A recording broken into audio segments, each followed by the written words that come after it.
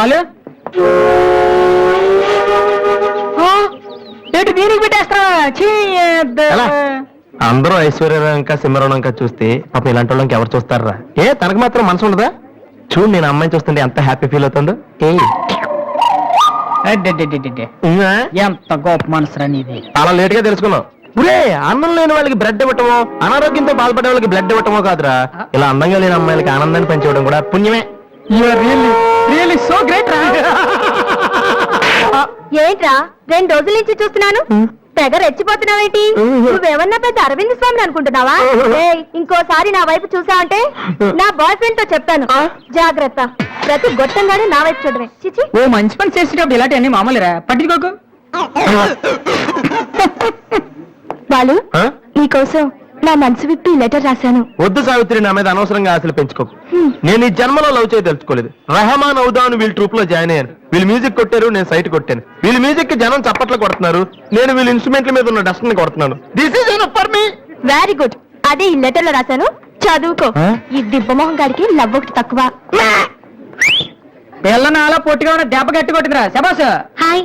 Hi రాది. అన్నయ్య ఎక్కడా? అడుగో. ఏంటలా ఉన్నాడు? ఏమైంది? ప్రేమించిన అమ్మాయి నువ్వు అంటే ఎలా ఉంటాడు? అన్నయ్య ప్రేమించాడా? అది ఇంపార్టెంట్ కాదు, అమ్మాయి నో అంతే, అది ఇంపార్టెంట్. ఎవరది? అదిగో. ఎవరెవరా నీకేమైనా పిచ్చి పట్టిందా? వాసున అమ్మాయి ఏమనంటే రాత్రి సంపద తెలుసా నీకు? తెలుసా, అందుకే సావిత్రిని చూపించాను, లేకపోతే నాకే కటింగ్ ఇస్తుందా? ఇప్పుడు నీ పేరేంటి? సావిత్రి. నువ్వేమన్నా మిస్ ఇండియన్ అనుకుంటున్నావా? మా అన్నయ్యకి నో చెప్తావు? అసలు మా అన్నయ్య తలుచుకుంటే నీలాంటి వాడు 1,000,000 మంది ఉన్నారు రెడీగా ప్రేమించడానికి. మర్యాదగా వచ్చి సారీ చెప్పు. రాసు, ఆ బాలుగా నీ గురించి ఇష్టం ఏవో చెప్పారు రాధికి. నువ్వు రారా, అమ్మాయితో గొడవపడుతుంది. మర్యాదగా సారీ చెప్పు. చెప్పేది రాధి, ఏమైందమ్మా?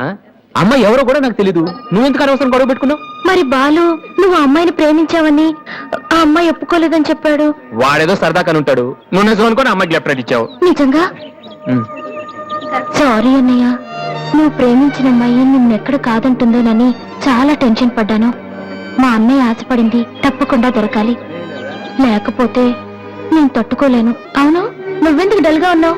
లేదా, ఇవాళ సోనీ ఆఫీస్కి వెళ్ళాను, అక్కడ పని జరగలేదు, అందుకే డల్గా ఉన్నా. వాళ్ళ కర్మన్నయ్య, రేపు నువ్వు సక్సెస్ అయ్యాక నిన్ను వదిలేసినందుకు వాళ్ళే ఏడుస్తారు. ఏంటన్నయ్య అలా చూస్తున్నావు? ఒక్కోసారి అనిపిస్తుంది నా మీద నాకంటే నీకే ఎక్కువ నమ్మకం ఉందని.